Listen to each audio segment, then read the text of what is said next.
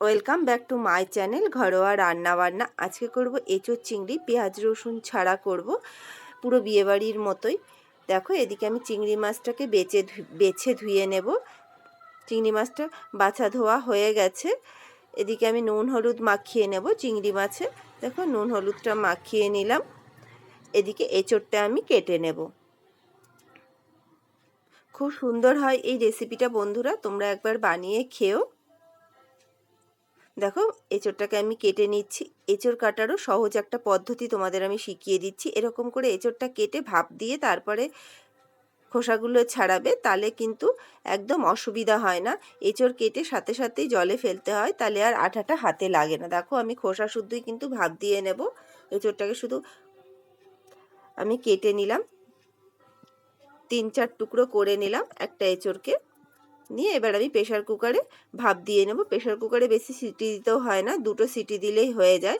দেখো, এঁচোড়টা কিন্তু ভাপ দেওয়া হয়ে গেছে। এবার আমি কেটে নেব। কাটাটাও কিন্তু খুব সহজ হয়ে যায় ভাপ দিলে পরে এঁচোড়টা। দেখো, আমি কিন্তু কেটে নিচ্ছি, কাটাটাও তোমাদের দেখিয়ে দিচ্ছি।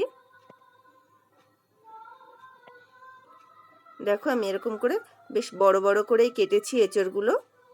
দেখো, এঁচোড়গুলো কিন্তু আমার কাটা হয়ে গেছে, তোমাদেরকে তা দেখিয়ে দিচ্ছি। আমি প্রতিটা এঁচোড়ই কেটে নিয়েছি। আমি প্রতিটা এঁচোড়ের খণ্ডই। এদিকে কড়াই তেল গরম করতে দিয়েছি, তাতে নুন আর হলুদ দিয়ে দিলাম। দিয়ে এঁচোড়গুলো ভেজে নেব লাল করে। দেখো, আমি এঁচোড়গুলো কিন্তু দিয়ে দিচ্ছি, দিয়ে ভালো করে ভাজতে হবে। দেখো, আমি লাল করে এঁচোড়গুলোকে নেব। এঁচোড়গুলো লাল করে আমি ভেজে নিচ্ছি। দেখো, ভাজা হয়ে গেছে লাল করে। এবার আমি এপিট ওপিট উল্টে আমি এবার উঠিয়ে নেব এঁচোড়গুলো। এইভাবে এঁচোড় রান্না করলে সত্যি বলছি বন্ধুরা, খুব ভালো লাগে খেতে। তোমরা একবার বানিয়ে খেও, কমেন্টে জানিও। দেখো, এবার আমি এঁচোড়গুলো কিন্তু ভাজা হয়ে গেছে। এবার আমি উঠিয়ে নিচ্ছি এঁচোড়গুলো।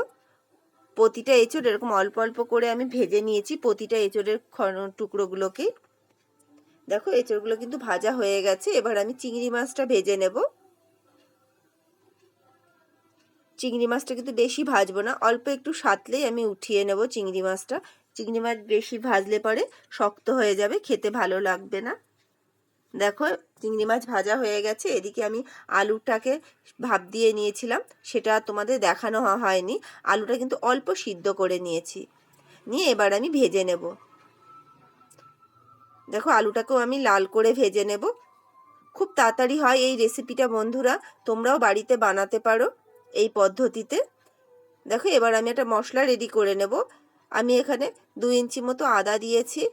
ঝাল অনুযায়ী যে যেমন ঝাল খাবে সেই অনুযায়ী লঙ্কা দেবে। আমি লঙ্কা দিয়েছি, আর দিয়েছি জিরের গুঁড়ো। আর চিংড়ি মাছের মাথাগুলো কিন্তু আমরা ফেলি না, সেগুলো তরকারিতে দিলে খুব টেস্ট বেড়ে যায়। পটল চিংড়ি বা এঁচোড় চিংড়ি করলে চিংড়ি মাছের মাথাগুলো দেবে বন্ধুরা, খুব ভালো লাগে খেতে। দেখো, গোটা জিরে, গোটা গরম মশলা, তেজপাতা, শুকনো লঙ্কা ফোড়নে দিয়ে দিয়েছি। দিয়ে এবার টমেটোটা দিয়ে দেব। একটু নুন দিলাম, একটু নাড়াচাড়া করে চিনি আর কাশ্মীরি লঙ্কার গুঁড়োটা দেব। এখন সামান্য জল দেব, যাতে না পুড়ে যায় কাশ্মীরি লঙ্কার গুঁড়োটা, তাই জন্য। দিয়ে এবার আমি ভালো করে কষিয়ে নেব মশলাটাকে।